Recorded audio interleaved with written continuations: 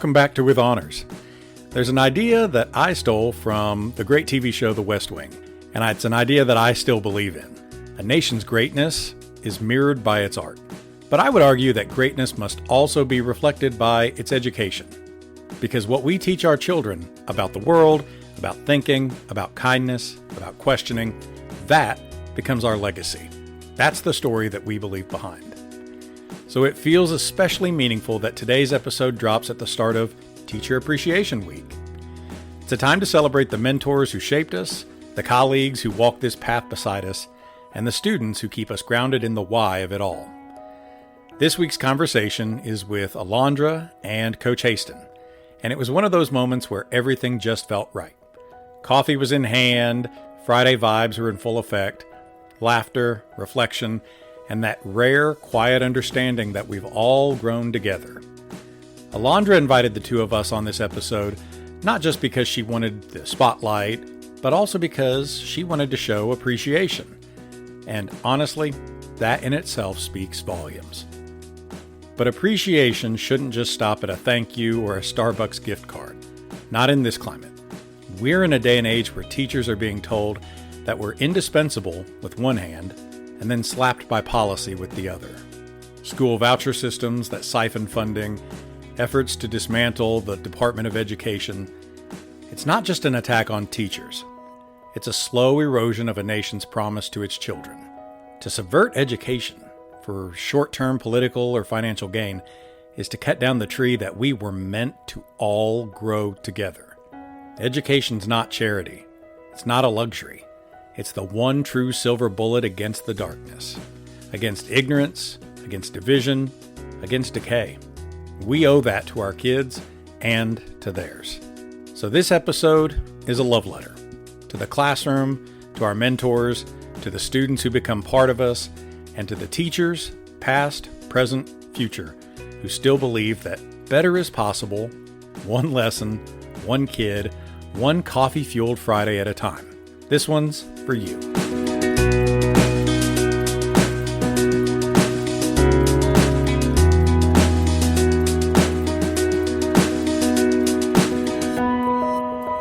It's kind of like these documentaries where people talk about the cameras. You know, they just get used to it, so it's not there. Yeah. Recently, I've been watching the Piper Raquel one, so that reminds me of I that. don't know who that is.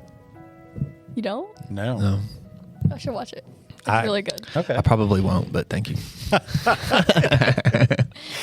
What are we talking about today? Today we're going to be talking about just like, I guess, how the life stages changes. And like, also one thing I was thinking about was like, since y'all are both my freshman and sophomore teacher, I guess a lot how you change from one class to another. I like that. Hot From take. freshman year to sophomore year. Are we recording right now? We are. Oh, okay. And then he can talk about his change from freshman to sophomore year. Oh, geez. Do you remember yours, Mr. Crockett? Do what? I think that would be great. I think you would. I got a question for you first. Okay. You and then him. So this is something that we open with now. Okay. It's called This or That. Where's the Jeopardy music or the Family Feud? Anytime a game show music starts, that's what gets in my head is the Family Feud. We're going to have to level up the quality of this show by adding some game show music to it. Alondra, timed essay or pop quiz? Timed essay. Every time? No. Nah, but you picked timed essay because why? I would rather, I feel like it's easier to write than to like just think off the top of your head. For like the specific, I have to have this exact answer to these 10 questions. Especially during Julius Caesar, I'm not the one to study things until like the last minute. So that's okay. That's okay. A lot of us wait till before an exam to study, I think. So I like the Julius Caesar test. I made a really good grade on it and I was happy about it, but it was only because I had gone through like the weekend before and like actually read it by myself and thought and like made the ideas of it by myself. But I feel like for the quizzes, it's like, I'm not really interested in the history of it because it's like, I mean, do I really care that someone died and got stabbed and all of that? I care. I tune into shows where people died and got stabbed. Yeah. Yeah. I read books about people getting shot. That explains a lot. Coach Haston. Yeah. Getting an A on an assignment. Oh gosh. Or Oh no. I'm about to get exposed. Or hearing, I'm really proud of what you just wrote. I'm really proud of what you just wrote. There's not even a question. Not even a question. Even if like it was an a F, C. yeah. Even if it was a C. Even if it was a C? Mm-hmm. Well, I mean, I'd like to think that my writing would not get a C, if you want me to be honest with you. But still, you want to go for that one because Amy Hawkins and I still talk about it. We would have on Fridays, she would let us write short stories. And shocker to no one, mine were always centered around James Bond. And one day she wrote on my essay, and this was when we like hand graded everything. She wrote, "You're a little Danielle Steele," and we still talk about that. And she says, "I don't know why I said Danielle Steele." She said, "I was really impressed with your writing, and I didn't know who to think." It was the first name that popped in my head. Alondra, if you were going to be compared to a successful published writer, would you be a Danielle Steele? Who is that? Okay, no. Colleen Hoover. Yeah, Colleen Hoover. Is that who you would be? What is she write? Is it what? Don't ask me. I don't know. I mean, I know of a few. I've not read any of her stuff. It's what is it? It Ends With Us. That's right. Verity. That's I the watched one my movie, wife that has. was it. There's a movie? Yeah. Yeah, it's know got that. Blake Lively in it. Oh, okay. It was like missing something though. Like I like the storyline and everything of it, and I was wanting to read the book because I have like a little bookshelf now. But to me, it's like I want something like I'd rather have the books because it shows you all the details and everything of it. But at the same time, it's like if the movie was missing something that's supposed to be based off the book that it gives you every single detail, you think that maybe the book is missing something as well. Yeah. Well, my brother and I had this conversation about The Road because we watched The Road after you and I talked about it, and he had never read or seen the movie, and he told me like he felt like something was missing, like he couldn't really put his finger on it. And we talked about in that. Do you think that these like dense books are harder to adapt to film as opposed to these thrillers because it's kind of like boom, boom, boom? Because he told me like he really got into the lines that you could tell were McCarthy's writing, you know, and that was really deep. But I don't know. Her talking about something missing. I just wonder if that's why sometimes these book adaptations are lacking because there's so much in a book. Do you know what I mean? Sometimes. But do you really think there was that much literary merit to have to worry about cutting out from Colleen Hoover's? Well, yeah, that's true. Yeah, I mean, yeah. When I think of just felt Pulitzer like- prizes and Right. I felt like The Road was a really good adaptation of what I expected out I of thought the it was too. That's what I told him. I was very happy with it, but Where are your brother's expectations? Like, I think he wants like fast paced, like yeah, because he told me that he felt like that they, I don't know. You'll just have to go listen to the episode. Yeah, It's yeah. on a Dead Man's Books episode. Yeah. Dead Man's Books. So we're on Spotify and Apple. we definitely shill for Dead Man's Books on this show. So Alondra, you wanted to talk about how things have changed from like freshman year to sophomore year, how people change and how we change in literature and stuff. How do you think high school has changed since you started here? I feel like freshman year, everything was. I feel like it's first also because like your required classes are very different. Like, for example, me, I'm very one to check my grades every 5 seconds, even though if they're bad, and I know it. So, like, freshman year, I checked it, and my GPA was a certain grade, and then I checked my sophomore year, I was like, Yeah. but I was like, but then again, you have biology, all these extra classes that you have to take that are very, like, you have to do your work, if not, you're going to fail. Oh, yeah. So, and it's also like that, you have to know, like, just put your best effort in it for what I view it, but also, like, it's very different in just the way, like, also your peers. Like, how so? if you view it, like, the class, it's just different in, like, your classes. Like, freshman year, all my classes were, like, more changed. It's just, like, a little group out of every group of friend groups. But when you come into, like, for example, if I'm, like, my English class, there was, like, maybe 3-4 athletes and everything, and it was just a mixture of random kids. But then I went into my sophomore year, like my class, you have your one group of kids that just are more quiet. Like you have like your kids that are more into like the more different, like for example, like Wyatt, he's into like your dragons and all that, like your dinosaurs and everything. Like, which I'm not. I'm gonna be honest. You're not into Jurassic Park and Not into dinosaurs and everything? dinosaurs. We're going to have to cancel you off this show. When I was 4 years old, I discovered dinosaurs, and dinosaurs have been my life ever since, and it's been nothing but dinosaurs. One time I looked at a dinosaur and I said, my God, I'm alive. We're hijacking her episode. We are going to be always quoting Ray Bradbury now. Yeah. How have you changed, you think, as a person? Did you ever one day look at the planet Mars and say, take me home? Yes, I definitely have. Did your freshman English teacher ever hold out an electric rod and say, live forever? No. No? Okay. I did question some things about him, but I didn't. What? No. Like, the coffee addiction to me at first was like, oh, okay, this guy's insane. But wow. One day she's going to grow up and know the truth of the coffee bean. Yeah. One day. She's going to understand. That's actually my next podcast, The Truth of the Coffee Bean. Or my memoirs title. I told my wife I was getting my podcast box together this morning, and I was like, this is going to be the name of my memoir, My Box and Me. Everything, you're laughing at box. Yeah. Other than, like, you know, your friend groups have changed and stuff like that. What do you think about you as a person? You haven't yet learned a love for the coffee bean, but what have you, like, in what ways have you changed? I feel like just also, like, you learn to take responsibility in things and you feel more free. I don't know why. Like, for example, freshman year, I feel like I had less worries and responsibilities, and now I have more and I feel more, like, I guess, not busy. Oh. Really? Because I feel you're really active, Alondra. Or you were when I had you as a freshman. You were always doing FFA stuff. I don't know why, but I've, like, done less stuff in school, too. Like, I guess, like, for me, like, I'm just worried about more, like, let me get my credits, let me graduate already. Oh, yeah. Well, do you think that, though, I see so many kids walk through the halls, and I'm going to talk about boys specifically, where when I have them, they're wearing, like, skateboard clothes, and then their sophomore year, they're wearing, like, the short shorts and the Nike hoodie. And then junior and senior year, they're walking around with a rodeo belt buckle and their boots, And I just wonder if kind of what you're talking about is that process that a lot of us go through in high school, where we're trying to, who are we? Who am I? I've been with you were talking about friends groups. I've been with these friends my whole life, and now I've gotten to high school where essentially you can pick your own classes. They've not been picked for you.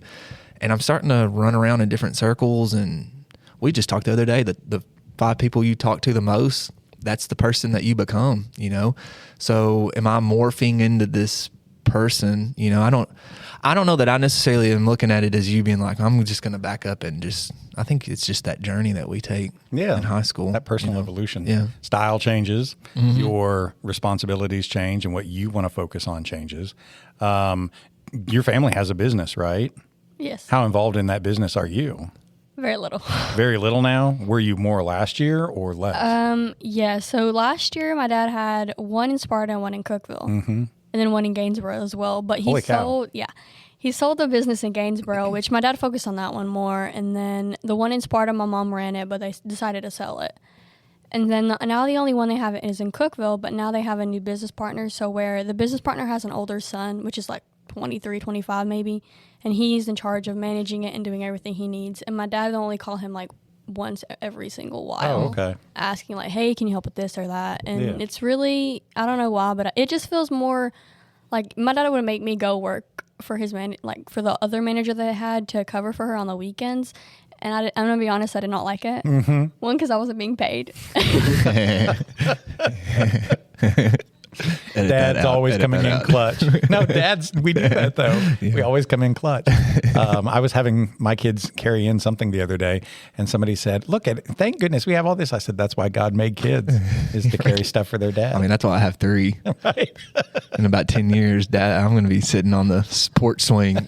Hey, wow, you missed a spot there in the yard. Alondra, I'm going to need you to go manage this weekend. It's the guy on Office Space. Yeah. Bill Lumber. That's what helped me to do my summer reading, though. Yes. I would have an AirPod in and I would listen to it, and then I'd like take my little notes and do the thing. What about your experience from freshman English? Let's just focus on that. What kind of teacher did you have last year? Was it good experience, bad experience? I feel like it was a good building block for English too. Yeah. Oh, thank you.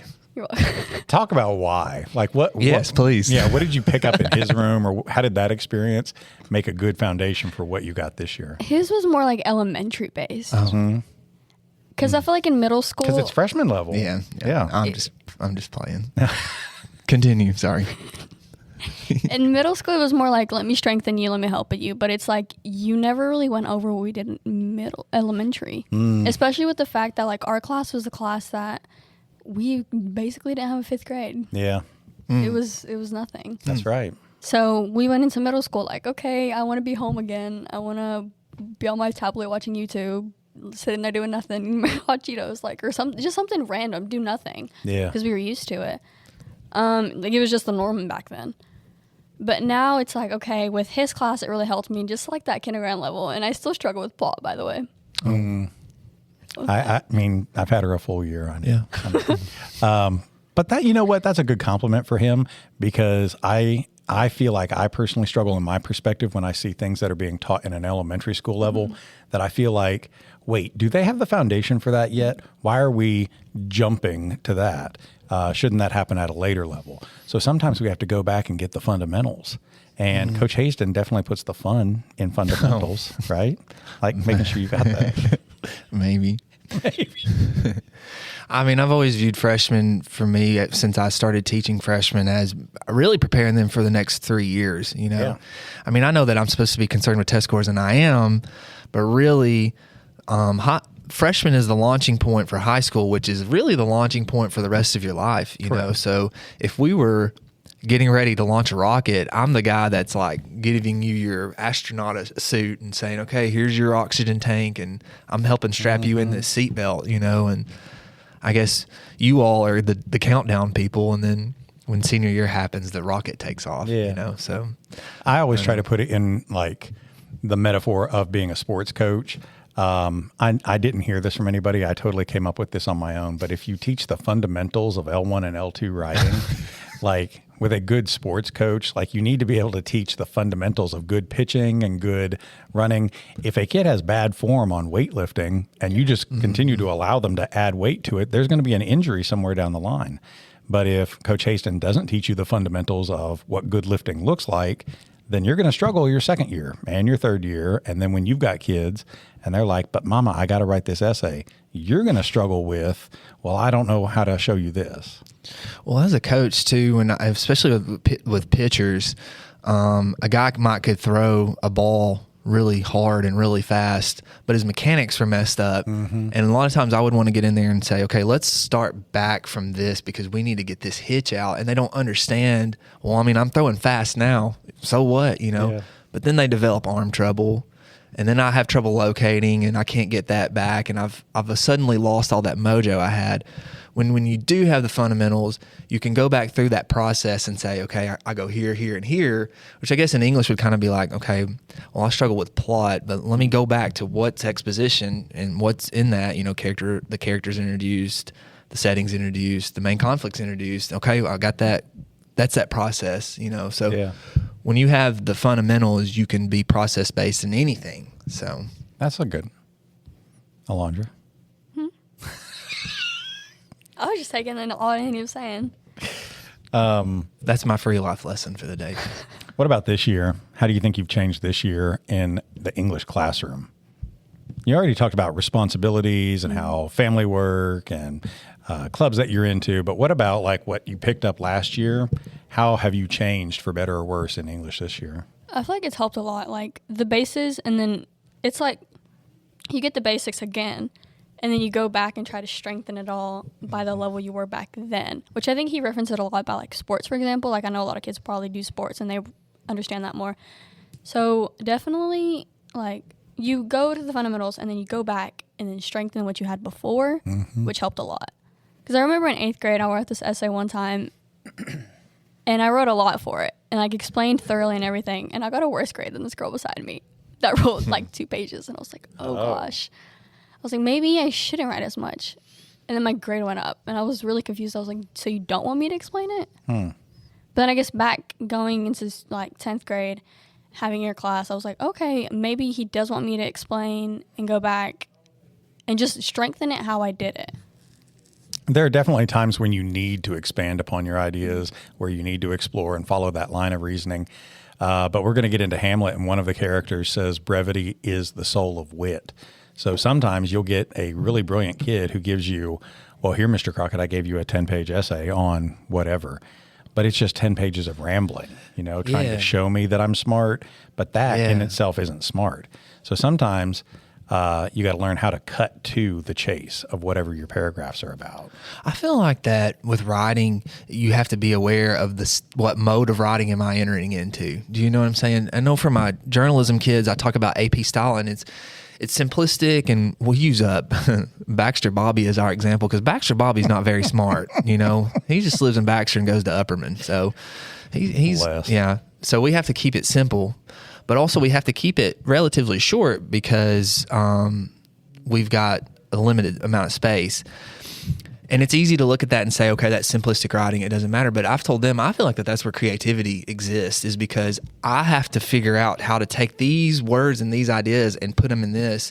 And then maybe I go and do the same thing on an MLA style essay, research-based or whatever. I've got to find ways to make this work in this space. I have to write to this audience. That's what you've got to think of. Where, like you were saying, I've had so many kids that, I hate to sound mean, but so many kids that come in and they're like, I'm a wonderful writer, I'm so smart and intelligent, and then they just write and ramble and ramble and ramble, and it's like, you just like to talk like me. I feel like if you put you on a podcast by yourself, you'll make like 10 episodes. And probably. I'll say this, though. I was sending him stats of mine, and the lowest rated episodes are the ones where it's just me by myself. Is that for real? For real. Oh, I like listening to those, though. I really do like listening to his content where he walks you through like his reading of a Western that I was struggling with, and it gave me a new perspective on it, and it made me want to get back into the book and try again. And I did. I felt like, okay, well, I've got a refreshed take on it. I better understand so-and-so just by listening to you ramble. But then you were like, wait, no, he's wrong. This is bad. But no, that's no. I also don't think it was rambling. He had, like, his one episode about this Western that we're talking about in particular. It just gave me a really fresh new perspective because of the insights that he had for it. Now, if he were rambling, like some of these essays that I've seen, he would have gone on for 2 or 3 hours, and I would have been praying to God somebody had just edited, that there had been a button that we would have turned off the episode. I've read a ton of essays like that where I'm just kind of like, I'm just going to stop here and tell you we need to work on this. What's the longest essays y'all have ever gotten, and the shortest? Oh, shortest, one sentence, maybe just a title and a header. Oh, yeah. I've had kids turn in like the blanks before that. Like your seniors, or? Oh, yeah, at all levels. Oh, yeah, buddy. For an episode talking about how people change and opening your eyes, oh, yeah. There are plenty of seniors who will just turn in the bare minimum or less. Or less, yeah. I get they're ready to graduate, but at the same time, it's like, you might be accepted to college and everything, but it's like you still have to try. Oh, Colleges still care. Well, that's a really sweet, wonderful, naive perspective on some people, because Alondra definitely has plans for after high school. But there are plenty of folks who are just, when we say they're ready to graduate, in that sense, they just want to get out of the building. And graduate doesn't mean going on to another training for them. And I hope they take that opportunity. I hope they find work that they really want to throw themselves into. But there are plenty of people who are just apathetic and just want to get by with doing nothing, or just check a box to get teacher off his back. And I'll say this too, Alondra, and I tell my seniors this that I'm close with, and whoever, I mean, I love all you guys, but when you get into that habit of, it's senior year, I'm just going to mail this one in. Well, guess what? You're going to form that habit when you're in college. You're going to form that habit when you are an adult in the workforce, That's why you've got to keep plugging and persevere, because that becomes a habit, and habits define who we are, and habits are hard to break. I have a ton of habits that I still, as a person, am trying to change and develop that they've been with me since I was your age, Yeah. So, have have you ever watched that movie, The Iron Lady, about Margaret Thatcher? No, I've seen Man in the Iron Mask. That's probably a better movie. Iron Lady movie's not bad. There's some boring parts to it. But I'm a person who likes politics and stories about political figures, so I got into it.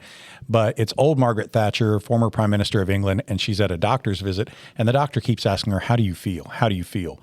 And she's so exhausted with having to answer these emotional questions. And she says, ugh, it always used to be, what do you think, not what do you feel about this? And she comes off with this paraphrased version of watch your thoughts because they become your words. Watch your words because they become your actions. Your actions become your habits, and your habits become your character, and your character becomes your destiny. She says what we think, we become. That's true. And I love my seniors too. And I have multiple senior classes every year. I only get the one sophomore class. And one of the things I really want to stress to my seniors is the work you turn in is a reflection of who you are as a person. And the way we do one thing is the way we do everything. If I'm going to be real sloppy in how I prepare my lessons and just wait till the day of, then I'm also doing that with my taxes. I'm also doing that with my marriage. I'm also doing that with my parenting of people too. Well, and I know for Alondra and for our high school students, it's easy for them to look at us and say, these are dads saying dad stuff, But listen, trust me, I can still remember when I was walking these halls, and I can remember some of the months and hearing some people tell me stuff like that and thinking, yeah, but I'm different. It's different. Not everyone's the same. That's not what I'm trying to say, but I understand why some kids will dismiss that. And if anyone's listening to that, I would hope that they would take what we're saying seriously. I know that we've been joking around, but that's true. Your mindset changes everything. And that's not just being cheesy. That's just the truth, What about you looking forward to next year? What are you expecting out of your changes for next year? I feel like next year I look forward to just not keeping my mind just straight on school, worrying about the other stuff surrounding it. Like, for example, I've always thought I'm going to be a vet. First I wanted to be a doctor, actually. But I was like, do I really want to take care of people? Do I really want to? No.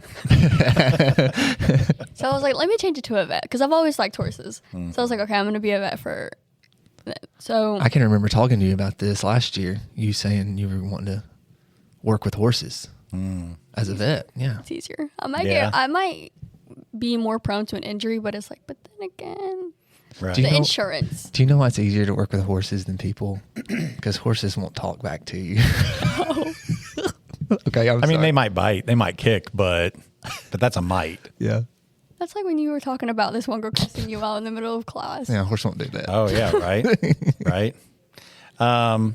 But do you think you would be more afraid of like a kid cussing me out in class, or you in your doctor's office, or a horse just out of nowhere getting spooked by something and kicking? I'd be more scared. I don't want to have to deal with someone that's going to be because it's like, why are you, to me, I always feel like, why are you so immature to be like, you're in a doctor's office, you're talking to a professional here. Yeah. You can understand the animal lashing out because it's a creature, but it's tougher to deal with the human because we expect more out of their civility and their decency. And hopefully they're adults. Hopefully they're not adults actually that are doing this, because I feel like I'm like provoking Coach Haston. Like I feel like I'm preaching to something right now. It's the meme where the Sad World song starting to play in the background. The little piano part. Yeah. I do want to say though, I'm really proud of Alondra because look at her. She's dressed up here. She's taking this professional today. Right. That's what I was going to say. She's taking it serious. We're talking about habits. She's here to be serious about something that you're taking serious and your class should take serious, and future honors classes will listen to, and she's taking it serious. And I think that that's a reflection of your maturity. Do you know what I'm saying? And I'm proud of Alondra. For freshman year, yes, definitely. I will say that. Yeah, she'd come in wearing like a Carhartt hoodie and some boots. There's nothing wrong with the Carhartt. No, I know that. I'm just saying. But she took today's assignment. Yeah, that's what I'm trying to say. That's what I'm trying to say. Yeah. I also try changing out my closet. Really? Yeah. I've tried to do, I don't know. I'll look at girls and I'm like, I really like their style, but it's like, oh, but I have to change my closet for that. Oh, but here's your evolution. Yeah. Like you're changing. Your style is changing, and your taste for this, and your perspective for this, and what might be you be next year. Like you are just in a constant state of change. I love that about you. I feel like it's also the age I'm in. Yeah. Because my dad, at first, he's always like, ever since I was like 5, and my sister was like 9 at the time because we're like 4 years apart. And my dad was like, y'all, as soon as y'all enter that one stage, y'all are going to be in the dumb years. But it's like, is it really the dumb years? Like, I see a lot of my classmates, I'm like, yeah, they don't seem like, not in this class at least. Yeah. They're almost like in his class, do you remember that one group of kids in the little corner side? I don't know. There's some kids I try to block out. I think we tend to remember the really bad and the really good of every school year. Yeah. Oh, yeah, I remember those guys. It was an amazing class. You should have seen Coach Haston's style when he was in high school and how it's changed when he was in college and then became a married man and all of that. Like his style, I'm sure, has changed. I used to have hair to my shoulders. That's true. Yeah. I will not show off high school pictures of me because I don't want them to see how my style has changed. I'll say this, though, something you were talking about, Alondra. You're talking about the age you're in and things like that. I think for people who are always trying to better themselves and are introspective, you're always going to think, what am I trying to say? I'm in this metamorphosis. I know that I was talking to somebody about when I married my wife. We got married when we were 24.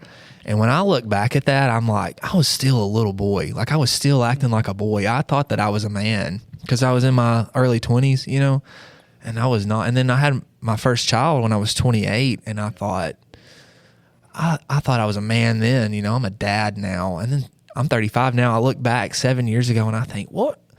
There's some things that I did that I would not do now, And there are times that I think you're maturing, and I'm proud of myself for that. But I know in 5 years I'm going to look back to when I was 35 and be like, "You're still a little boy, that, right?" Do you know what I'm saying? And yeah. I think people who are like Alondra, trying to better themselves, I think that you're always going to look back and say, that's not the person that I wanted to be then.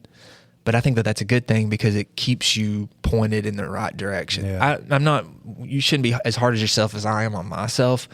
But I do think that there is some healthiness to being introspective and looking back and saying, this is the direction that I want to go. Yeah. And that's where I was, and just checking in on that, so. And sometimes that's our relationships that we get ourselves into. And sometimes it's like our plan, our path for what we want after high school, whether it's a vet or a doctor or whatever. But I think that is healthy to be looking back and think, maybe that's what I was like back then, but it is pointing you in the right direction. Yeah. I mean, if you want to be the best version of yourself, you've got to be willing to be introspective. You've got to be willing to be honest with yourself and sit back and say, okay, did I mess up here? And honestly, you've got to be willing to, like, if you sat here and said, well, Mr. Haston is a cool dude, but his class is lacking.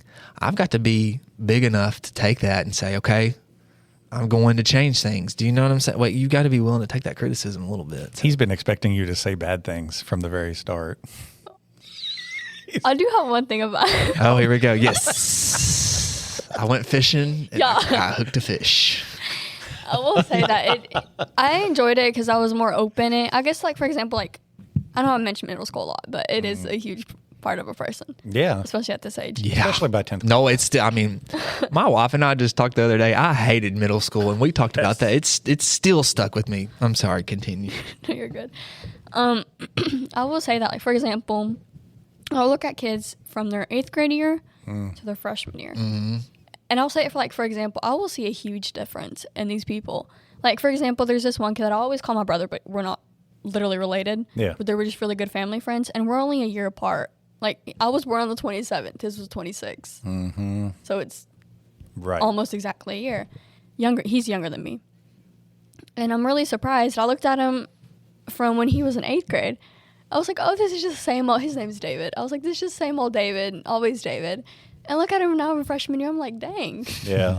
This kid is not the same little kid you could bully and just, I wouldn't literally bully him, but you have to report that, but just chop it up. Yeah. I dare say that we could look at ourselves just as teachers from different points of your career Yeah. and look at how you've grown from your first year as a freshman teacher or a junior teacher. My first year, I've only ever taught one junior class. Do you know that? Really? My first year here, I had 2 senior classes and a junior class, and they never gave me juniors again after that. I think because I messed it up so bad. No, that's but yeah, so but the choices that we've made and our style has been an evolving thing too. Yeah. And you physically look different from how you were your first year as a teacher to whatever year. I know I physically look different from my first year as a teacher. Oh, yeah. See, the style of his beard and everything. We're going to have to add that to our show. make it the show picture. Yeah. It's going to be our 3 pictures. Alondra in middle school. Oh, goodness. Well, this has been a wonderful episode. And you know what? I've loved this episode so much because it feels natural just to talk to you. Mm-hmm. And I think I'm going to have to do no editing. No, like this. None. This is great. More episodes should be like yours, Alondra. That's good. Yeah, it was good. You did a good job. Can I go ahead and add that one part about your class, though? Yeah, no, I want you to. Do it, Yes, do it. please. Okay, so I will say it seems a little more like I will say yours too, Crockett. Yours.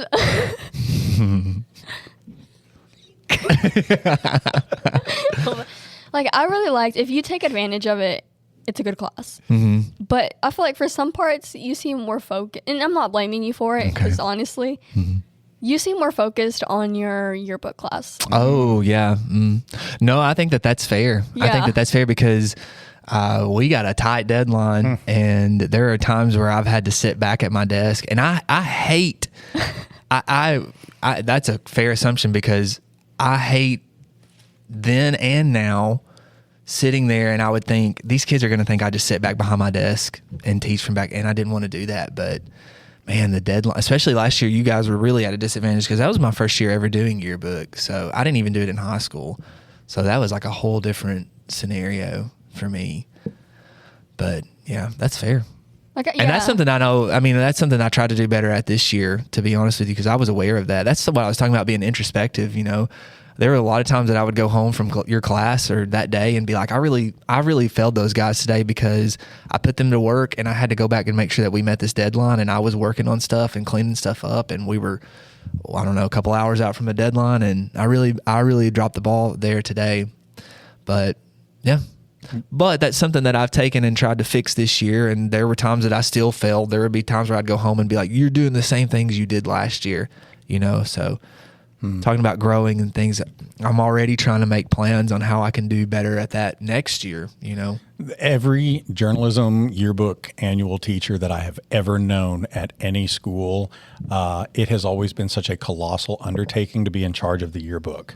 Yeah. And I have known people who do not handle it nearly as well as you do. Like people who are like stressed out or I'm ready to quit, or like it is a colossal You just don't hear that, Crockett. I just don't. But another thing that I do appreciate about the way you handle it is that you come at it from the journalism background that you have and want to make this like I'm adding value to your growth as a writer, guys, by teaching you these angles, the product that we're creating, the style of writing, yada, yada, all of it. And we do a lot in that class. You know, I think that's what I've told Miss Hawkins was I think people don't realize how much we do in there because we did the yearbook, we did the football and basketball media guides, we did an alumni magazine, and we do newspaper that they're actually working on laying out right now as we speak. Yeah. And we do a lot in there, and I'm really proud of I just want to say that I'm really proud of all my students, and it's not that I prefer that class over. I think I'm more hands-on in that class. Do you know what I mean? It's really like I'll tell you why I love that class. I'm getting off topic, but that's definitely a collaborative class. I can roll my sleeves up and I can get in there with them, and I love that. I love being able to work with my students. And so I'm proud of all you guys, but man, they work hard in there, and I don't think that they get enough credit for all the stuff that they do. They really crank out some stuff, and I'm proud of them. So amazing kids. Because I've had them in class before too, and getting to watch. Yeah, them a lot of them are. We share a lot of those students. So yeah. For your class, I would say I actually really like your class, Mr. Crockett. Oh, I do. Thank goodness. I can bump that grade up now. Oh. You went fishing and you caught a fish too. He's going to listen to it and make sure see every single time I said something bad about him. Do they say enough good things about me? That's that's the entire rubric. Like that 10 things I hate about you. Yeah, right. That's 5. How to get a 5. Glaze Crockett. How many times have you heard that? What? Glaze Crockett. Like, not just Crockett into it, but like just glaze. Just glaze. I don't know. He's pretty aura'd. Yeah, I got max aura. He does. Yeah. Max 1000 aura. Level 10 academic riz with all of that W in the chat. Some of these kids, like, I feel like it's a lot because, like, with the honors classes, a lot of kids are not as their friends. You'll see a kid in a group, and it's just either, like, for example, I know a bunch of your athletes. I know they're all good friends because of their sports, and they spend a lot of time together, so they talk a lot.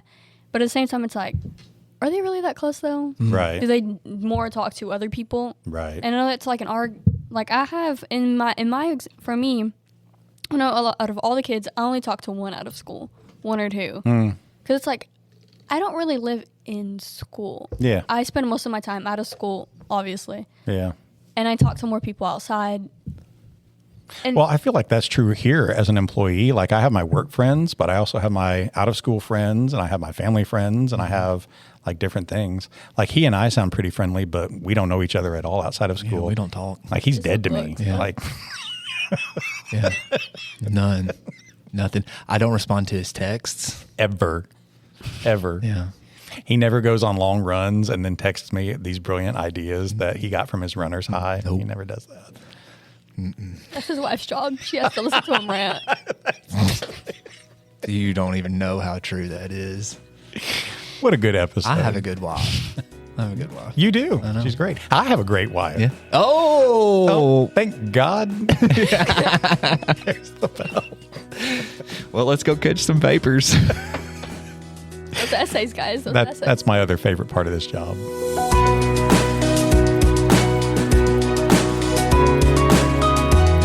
Today's episode reminded me again that the heart of education isn't found in test scores or lesson plans.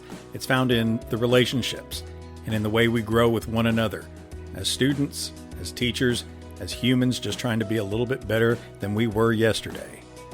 So as we wrap up this special episode, I wanted to send my thanks to the people who have made me the kind of teacher and person that I try to be. Teachers like Miss Campbell, my kindergarten teacher, who first showed me that school could feel like home. To Mr. Mike Allen, my middle school 7th and 8th grade English teacher, who taught me the real world grit of English and made it make sense. To Valerie Voles, my second mother in high school, always steady and always kind. To Diana Gaiman, whose generosity quite literally built my future through college, through life, through her love.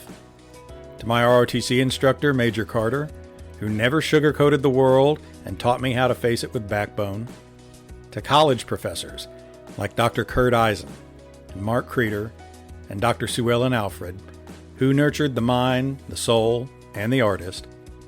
And to every teacher I work beside now, in my hallway, in my building, in my state, this country. They're veterans who've weathered every storm, and to the brand new teachers rising among us who still believe in the magic of the work. We are all links in the chain of learning. Every day we teach is a day that we leave the world a little bit better than we found it. And for that, I'm grateful. If this conversation meant something to you, give us a follow, a like, or a share.